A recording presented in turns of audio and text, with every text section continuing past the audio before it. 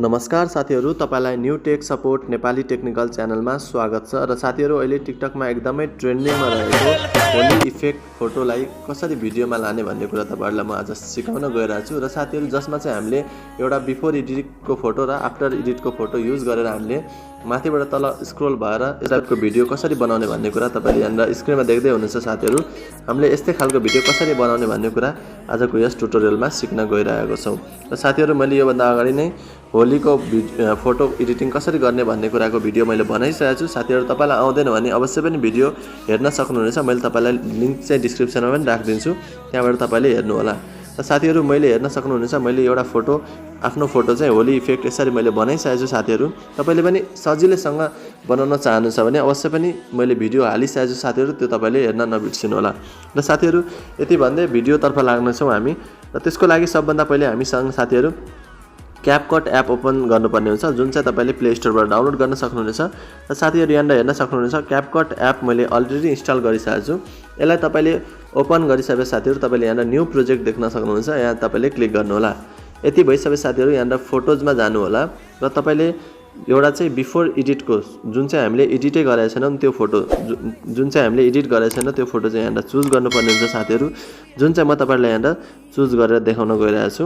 Okay साथीहरु, यहाँ हेर्नु होला मसँग यहाँ थुप्रै फोटोहरु छ, तर मैले जुन फोटो चाहिँ त्यहाँ युज गरेछु त्यो फोटो चाहिँ यो हो। साथीहरु, यसलाई मैले त्यो फोटो जति साइजको छ त्यही साइजको राख्नलाई यसलाई क्लिक गरेर यसरी जुम गरेर यहाँ त्यही साइजमा चाहिँ फिट गर्न गइरहेको छु। साथीहरु, यति भइसके साथीहरु, अब चाहिँ हामीले एडिट गरिसकेको फोटो जुन छ नि त्यो फोटो हामीले यहाँ युज गर्नुपर्ने हुन्छ। त्यही भएर साथीहरु, यसको स्टार्टिङ पोजिसनमा आउनु होला र साथीहरु ओभरलेमा क्लिक गरेर एड ओभरलेमा जानु होला। साथीहरु, र यहाँ फोटोमा गएर तपाईले जुन फोटो एडिट गरिसक्नु भएको छ मैले बनाएको भिडियो हेरेर त्यो फोटो चाहिँ यहाँ चुज गर्नु होला।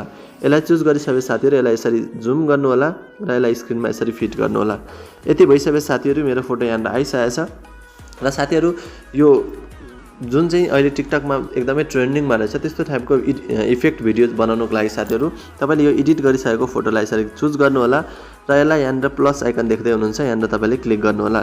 यति भइसके साथीहरु, यहाँ स्क्रोल गर्नु होला र यहाँ तपाईले मास्क भन्ने अप्सन देख्न सक्नुहुन्छ। यहाँ मास्कमा क्लिक गर्नु होला। मास्कमा क्लिक गरिसके साथीहरु, सुरुमै रहेको छ स्प्लिट भन्ने अप्सन, यहाँ तपाईले क्लिक गर्नु होला। स्प्लिटमा क्लिक गर्नेबित्तिकै साथीहरु यसलाई चाहिँ तपाईले माथिको पोजिसनमा लानु होला र माथि लगिसके साथीहरु यसको लास्ट पोजिसनमा तपाई जानु होला र यो माथिबाट यसरी तपाईले बिस्तारै तलतिर तान्नु होला। यति तानिसके साथीहरु, यसलाई चाहिँ तपाईले ओके गर्नु होला। र मेरो यहाँ हेर्नु होला भिडियोमा इफेक्ट कस्तो आएको छ भन्ने कुरा आइसकेको छ। साथीहरु, यस्तै टाइपको भिडियो चाहिँ अहिले टिकटकमा एकदमै ट्रेन्डिङमा रहेछ। साथीहरु, यो चाहिँ तपाईहरुको लागि फोटो एडिटिङ भिडियो चाहिँ हैन। साथीहरु, यो चाहिँ मैले यस्तो टाइपको इफेक्ट कसरी दिने भन्ने कुरा तपाईहरुलाई म सिकाउन गइरहेको छु।